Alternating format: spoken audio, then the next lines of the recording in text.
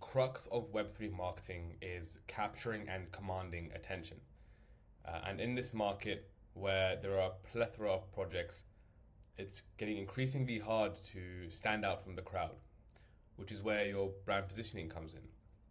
If you can position yourself properly in the context of the market you're playing in, you'll be able to capture attention, command attention, and retain that attention. So in this video, I'm just going to go over the fundamental or foundational pieces of information that you need to then go ahead and create that brand positioning for yourself. So let's get straight into it by looking at the kind of landscape at the moment and the need for proper positioning. So, as I mentioned, there's a rapid increase in the number of projects being launched, right? Anything from L2s to the DApp level, it's getting increasingly easier to build applications and to build products. Technology is now a commodity, more so than the brand, which means that for projects who do have a strong brand and are investing in their brand over just their tech, there's a really big opportunity to lead the market versus kind of following it and letting the market dictate the success of the project. Now, with that being said, as it becomes easier and easier to build projects, the market becomes noisier and noisier. A lot more people are kind of screaming about their product. A lot of people are marketing their product and trying to push it out there. And so we need to stand above the noise with more than just technology. And this is where differentiation comes in, right? It's a competitive environment. It's critical to establish brand, clear identity, and distinguish from others, right? Very rarely at the moment is technology a really core differentiator.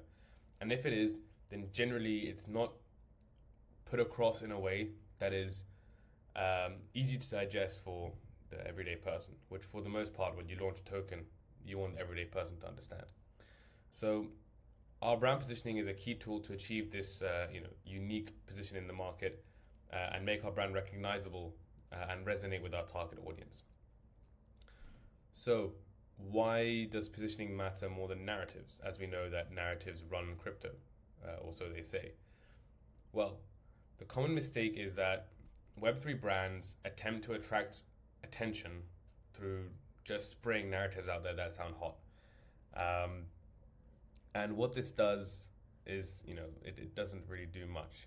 Usually they do one of two things. They align their project with a trending market narrative. For example, if AI coins are hot, they will make their brand position, oh, we are an AI coin, and that's it. And that is not healthy because once the trend dies down, so do you.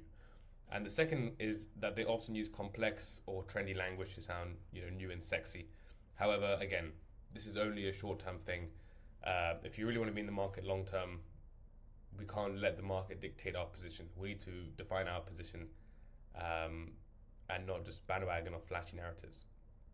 As I mentioned, without strong positioning foundation, these narratives come off as hollow, faux, and a little bit confusing.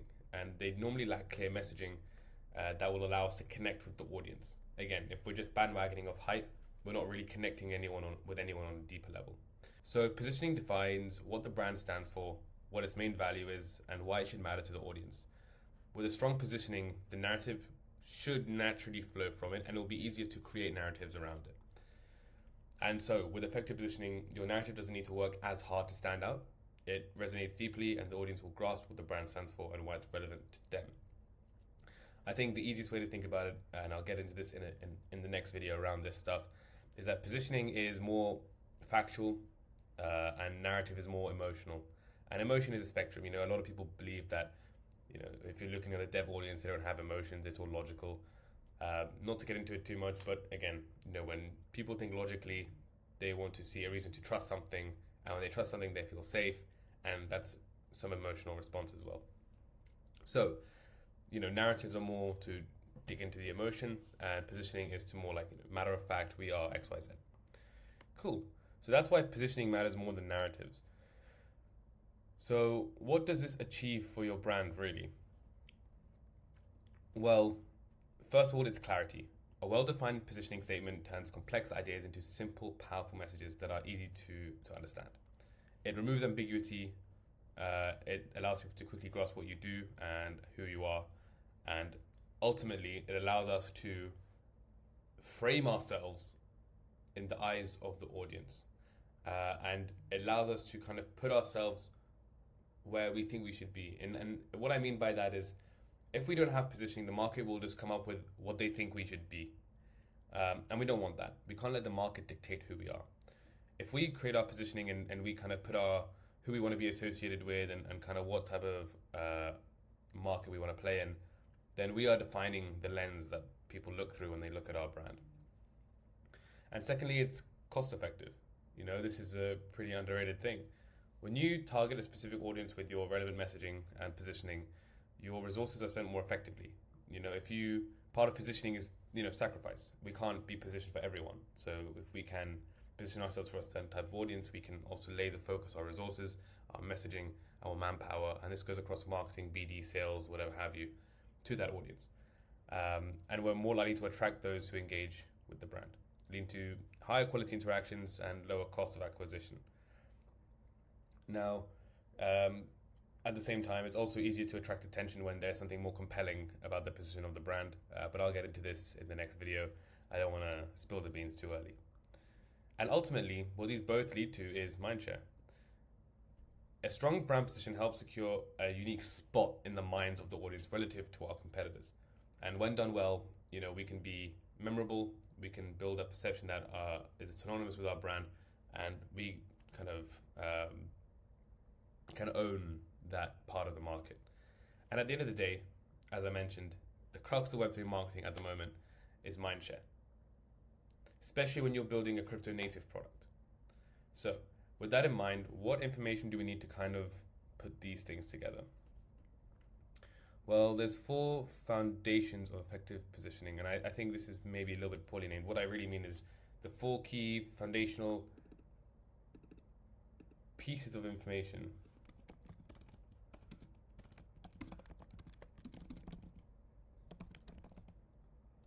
that we need to then go ahead and craft our position, which we will do in the next video. So the first is the audience. We need to understand the audience's pains, goals, aspirations, understand who they are, what they care about, and what the problems they face are. Second is the product, knowing the product's strengths and weaknesses and why and how it solves user specific problems. Then it's competitors, so evaluating the market landscape. We need to know the lay of the land, who's competing with us, what are they competing on, where are they falling short, and other things like that. And fourth is market trends. So what is the context that we're sitting in? In isolation, the first 3 are great, but realistically, there's a lot of other things going on that we need to understand. So we need to hear about the changes in Web3 to stay relevant, right? So let's go into audience. So this is something that a lot of people kind of miss. We need to really understand the core audience segments we're targeting. And saying that we're targeting developers is not good enough. You need to dive deeper and then dive deeper again. So we need to understand 3 core things. What are the top challenges and pains that the audience faces? What are the goals of the audience with what are they trying to achieve? What are their motivations? Their emotional drivers, what influences their choices, their buying behavior, what influences their conversion, and ultimately, what is their online behavior like, right? What do they do on a day-to-day? What channels do they interact with? Where do they sit? What do they care about? These things are really important.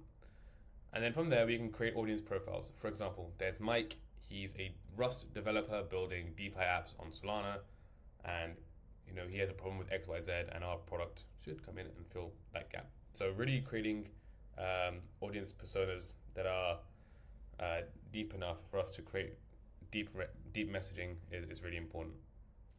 I will link a audience segmentation guide in the description that should give a good insight into how you can go ahead and segment your audience and build audience personas. Fantastic. So once you understand your audience, you then need to know your product. And it should be noted that these 2 things are the foundations of any marketing. If you don't know your product, you don't know what you're selling, and you don't know who you're selling it to, good luck doing anything. So secondly, the product. Now, here we talk about benefits and features and impact. Now, I think there's a very good framework that we like to use in-house, and it's breaking the product into capabilities, features, and benefits, and fitting those in, because the capabilities are what it can do, the features are how it does it, and the benefits are what are the benefits of it doing that thing. And then after that, once you have those three things, you can link them to the audience pains. So you can directly link the product's capabilities, features, and benefits all to the emotional pains that your audience is facing. And this is going to be really important because obviously without that, we don't know how we should be speaking to our audience. So again, knowing the product is extremely important. Then we can analyze our competitors. So we can look at brands that are solving similar problems, brands that are building similar technology. These are two different things. We can look at brands that we want to be associated with, brands that we don't want to be associated with. These are all really important for our understanding, as if we don't know these things, we might end up taking suboptimal positioning or basically copying someone else, and we need to define our own thing. Sorry. Secondly, we need to assess their positioning. So how do they talk to them about their brand? How do they talk about their benefits? How do they talk to their audience? What are the audience segments are they talking to? And thirdly, we need to find gaps. So what areas are they missing? How can we potentially fill that? Is there a gap that we need to fill, or is there something that we can, is there an area that they're focusing on but we can do it better, for example? So understanding our competitors is extremely important. And finally, keeping up with market trends. So monitoring innovation. So what's kind of going on? What other developments are happening in the Web3 space? At the moment, modular thesis is very hot, a lot of L2s. ZK has always been hot in the last year and a half. So what other developments are coming out? Is chain abstraction something that we want to tap into? Are meme coins something that we want to tap into? So that's, just important to stay on top of the market. We need to look at the shifting needs. So what are users starting to care more about? Is it privacy? Is it speed? I mean, back in the day it was decentralization, but now it's clearly UX and speed. So thinking about those things is important, right? A lot of projects come out and say, oh, decentralize X, Y, Z. Well, at the moment, people don't really care about that. They just care about having a good experience. And the decentralization is secondary. And then we need to adapt positioning to stay relevant. So I think this can also be taken a little bit, we should go a little bit deeper here. The positioning should not necessarily change. What we need to just make sure is that we can align our positioning with some of the current market trends to stay relevant. And that, again, that doesn't mean making our brand the trend.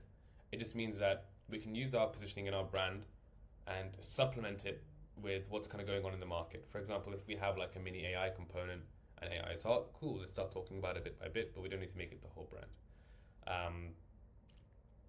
So yeah, aligning your brand's message with the new trends so it doesn't feel outdated, so it's still relevant in the minds of the users. To keep top of mind, to maintain mindshare is extremely important. So that's pretty much it. These are the four kind of fundamental pieces of information that you probably need before you do any marketing and positioning work.